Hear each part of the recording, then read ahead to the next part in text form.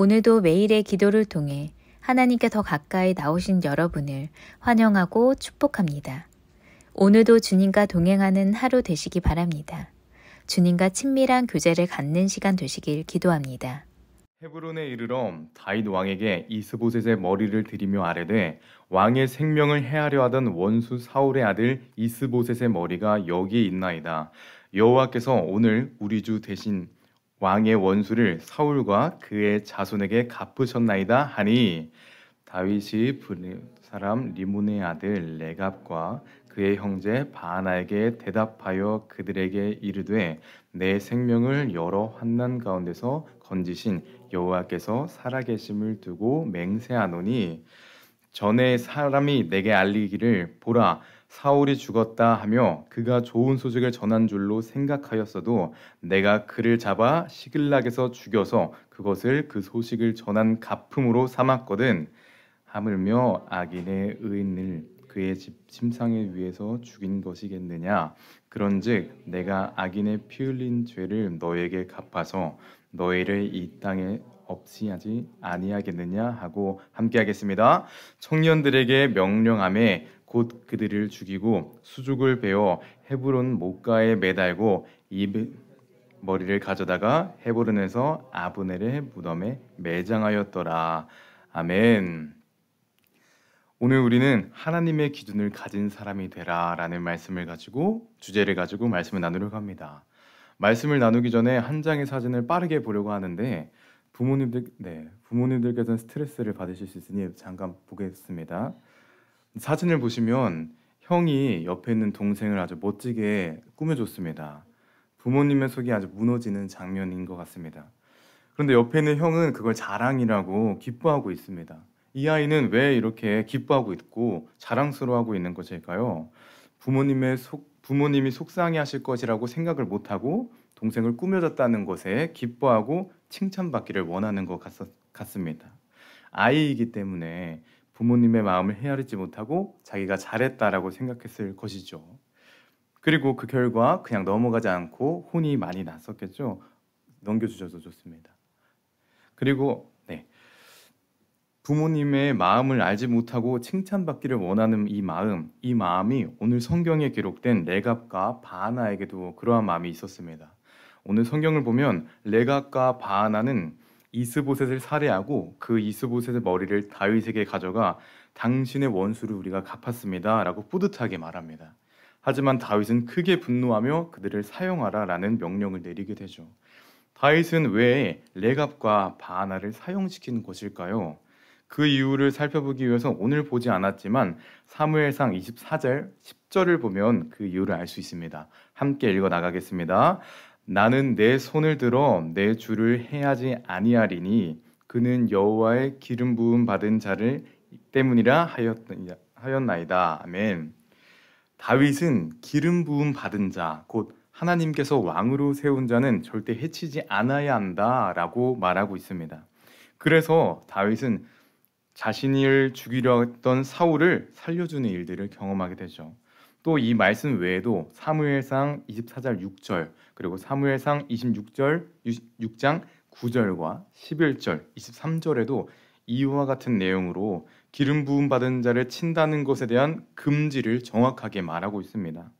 다윗은 하나님으로 말미암아 기름 부음 받은 자를 죽이지 않아야 한다는 하나님의 기준이 정확하게 세워져 있는 것이죠.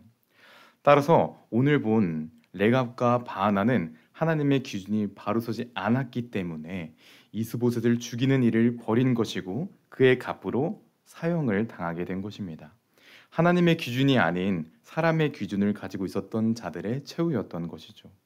자, 그렇다면 우리는 하나님의 기준을 가지고 살아가야 하고 사람의 기준을 경계해야 하는데 그렇다면 질문이 생깁니다. 사람의 기준을 갖게 되는 이유는 무엇일까요?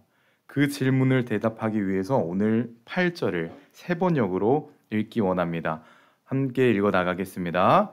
거기에서 그들은 이스보셋의 머리를 다윗에게로 들고 나가서 말하였다. 임금님의 생명을 노리던 원수 사울의 아들 이스보셋의 머리를 여기에 가져왔습니다. 주님께서 높으신 임금님을 도우시려고 오늘에야 사울과 그의 자손에게 벌을 내려서 원수를 갚아 주셨습니다. 아멘. 레갑과 바하나는 이스보셋의 머리를 가지고 다윗 앞에 나아갑니다. 그리고 그 머리를 다윗에게 바치며 임금님, 당신의 생명을 해하려던 원수의 아들이 여기에 있습니다. 그리고 주님께서 높으신 임금님을 도우려고 라고 이야기하고 있습니다. 레갑과 바하나는 다윗에게 아부하기 위해서 이스보셋의 머리를 들고 온 것이고 하나님의 이름을 아부하기 위해 사용했던 것이죠. 레갑과 바하나는 지금 하나님을 보는 것이 아니라 다윗, 사람을 보고 있는 것입니다. 이것이 레갑과 바하나에게 하나님의 기준이 아닌 사람의 기준을 갖게 됐던 이유고, 이것을 통해 볼 수 있는 오늘의 첫 번째 메시지이자 사람의 기준이 갖게 되는 이유는 바로 사람을 볼 때 사람의 기준이 생긴다라는 것입니다. 레갑과 바하나는 다윗에게 칭찬받기 위해서, 다윗에게 큰 자리를 얻기 위해서 다윗을 바라봅니다. 그렇기 때문에 하나님의 기준에서 벗어나 이스보셋을 살해하게 된 것이죠. 그리고 하나님의 기준에서 벗어난 그들은 결국 죽음을 맞이하게 된 것입니다. 그렇다면 사람을 바라봄으로 사람의 기준이 생긴다면 하나님의 기준을 갖기 위해서는 어떻게 해야 할까요? 당연하게도 사람이 아닌 하나님을 바라보아야 합니다.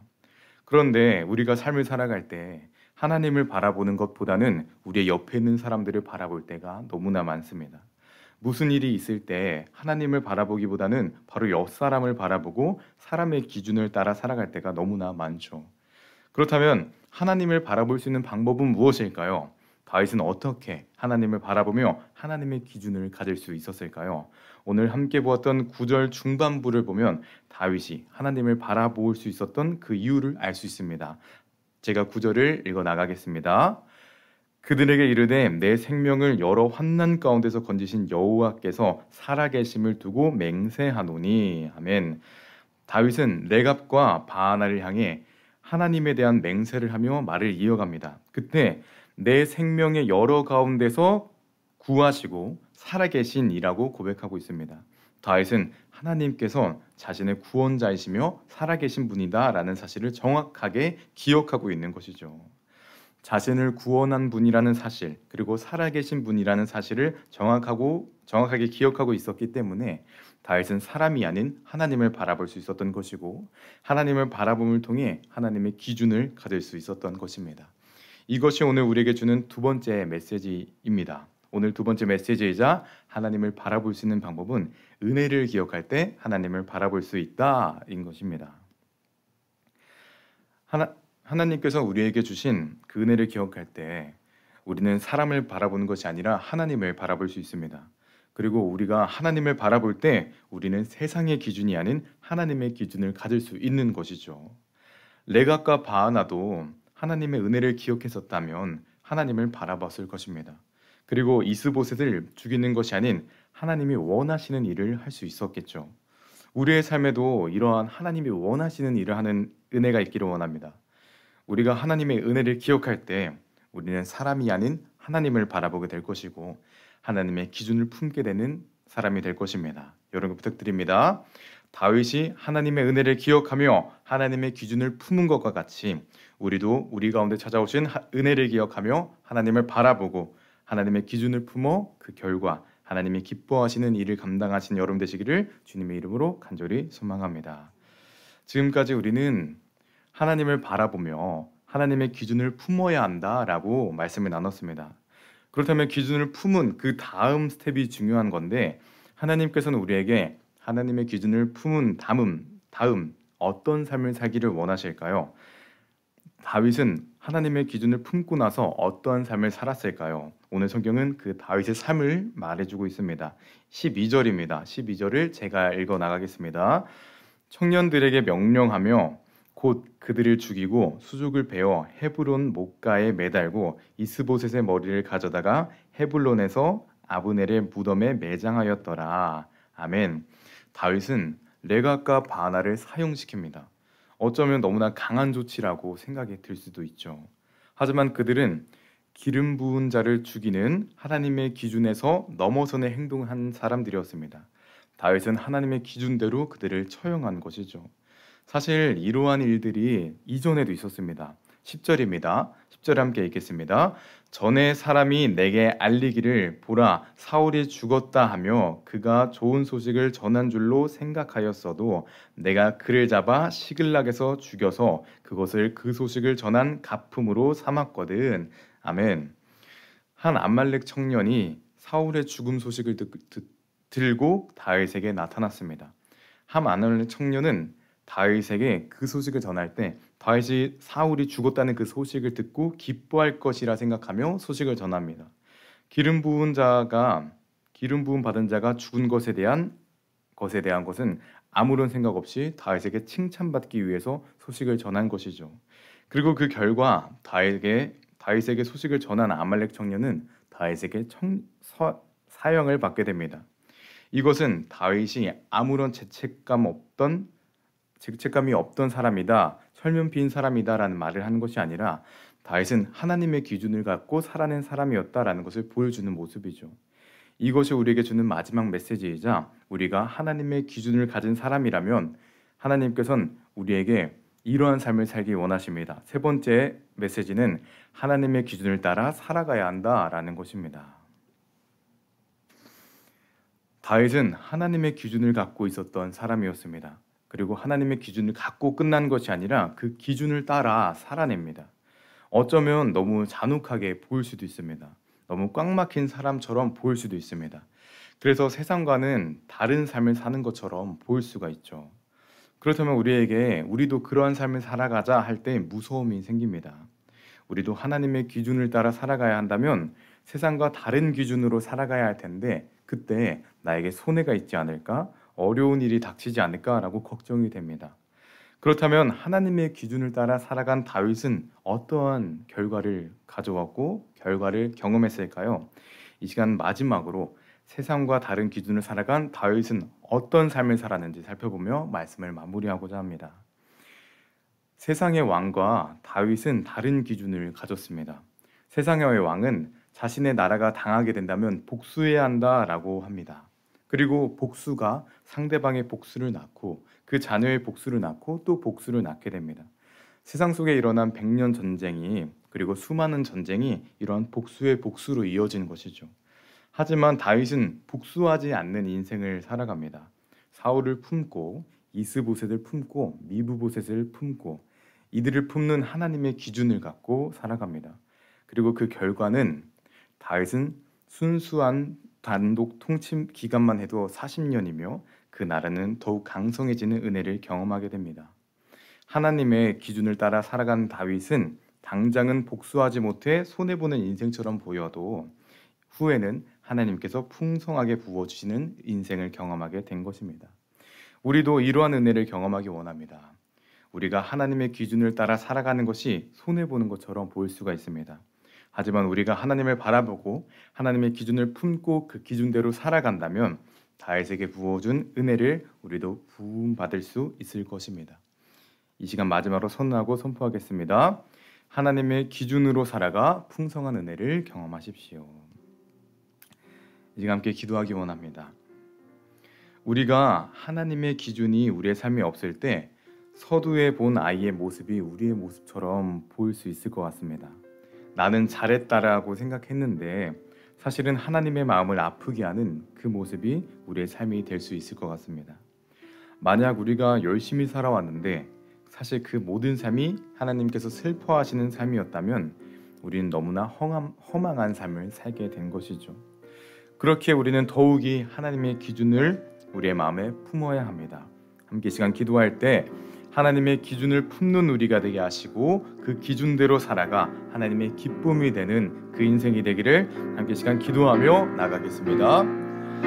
오 주님 함께 하실 주님의 은혜 기대합니다. 주님 은혜 더하여 주시고 주님 함께 하여 주셔서 주님 하나님의 기준이 우리의 삶에 있는 그 믿음의 사람들 되게 하여 주시옵소서. 주님 우리가 살아갔던 모든 삶이 우리의 세상의 기준대로 사람의 기준대로 살아왔음을 주님 고백합니다. 이제는 주님의 기준대로 살아가는 우리가 되게 하여 주셔서 주님 혹시 우리 마음 가운데 우리가 손해보지 않을까? 우리가 없는 게 없지 않을까? 우리가 놓치는 것이 많지 않을까라는 생각이 할 때가 있습니다. 하지만 주님, 하나님의 기준을 따라 살아가는 다윗이 마지막에는 풍성한 은혜를 경험한 것처럼 우리가 하나님의 기준을 따라 살아갈 때 주님의 풍성한 은혜를 경험할 거라 믿습니다. 그 믿음을 갖고 살아가는 믿음의 사람 되게 하여 주시고, 주님의 기준을 우리의 삶에, 주님의 기준을 우리의 기준의 삶과 살아갈 수 있는 하나님의 사람들 되게 하여 주시옵소서. 주님 기도합니다. 말씀해 주시고 동행하여 주시옵소서. 사랑해 주님 감사드립니다. 오늘 하루 살아갈 때 우리의 마음 가운데 하나님의 기준이 잡힌 우리가 되게 하여 주셔서 사람의 기준을 따라 살아가는 것이 아닌 주님의 기준으로 살아가는 우리가 되게 하여 주시옵소서. 그 기준을 따라 살아갈 때 세상과는 조금 다를 것 같습니다. 하지만 그 두려움 때문에 하나님의 기준을 포기하지 않는 우리가 되게 하여 주셔서 주님, 그 기준을 따라 살아갈 때 오는 그 은혜를 경험하고 주님과 함께 동행하며 살아갈 수 있는 그 하나님의 사람들 되게 하여 주시옵소서. 오늘도 은혜 더하실 거라 믿습니다. 예수님의 이름으로 기도하며 나아갑니다. 주기도문으로 예배 마치겠습니다. 하늘에 계신 우리 아버지여, 이름이 거룩히 여김을 받으시오며 나라가 임하오시며 뜻이 하늘에서 이루어진 것 같이 땅에서도 이루어지이다. 오늘 우리에게 일용할 양식을 주옵시고 우리가 우리에게 죄지은 자를 사하여 준 것 같이 우리 죄를 사하여 주옵시고 우리를 시험에 들게 하지 마옵시고 다만 악에서 구하시옵소서. 나라와 권세와 영광이 아버지께 영원히 있사옵나이다. 아멘. 첫 번째, 오늘 나는 하나님의 편에 서 있는지 돌아보게 하시고 주님 앞으로 한 걸음 더 나아가게 하소서.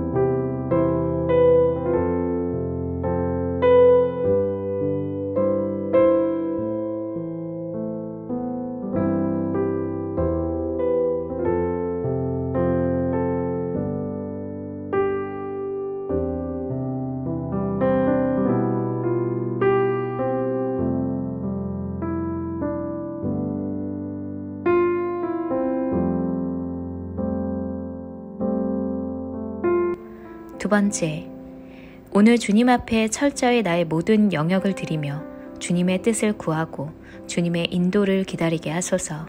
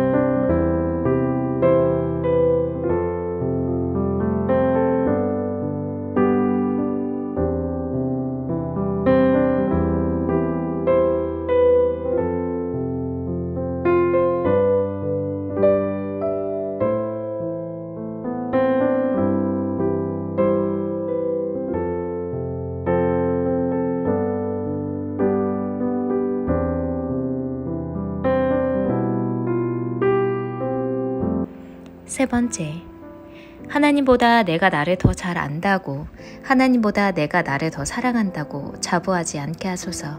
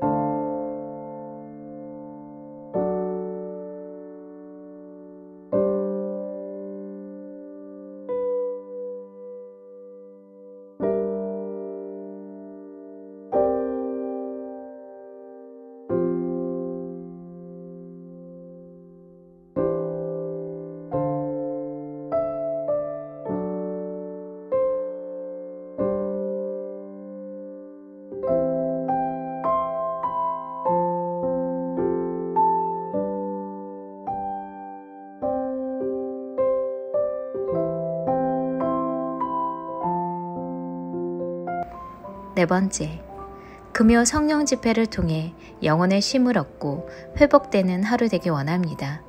더 깊은 찬양과 기도로 주님께 나아가게 하소서.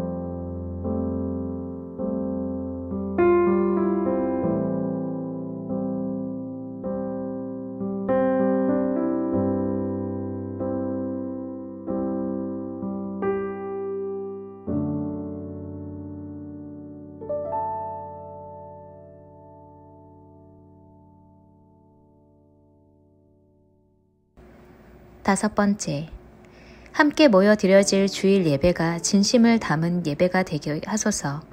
기쁨으로 주님의 말씀을 붙들고 나아가게 하시고 그 말씀이 나를 살리게 하소서.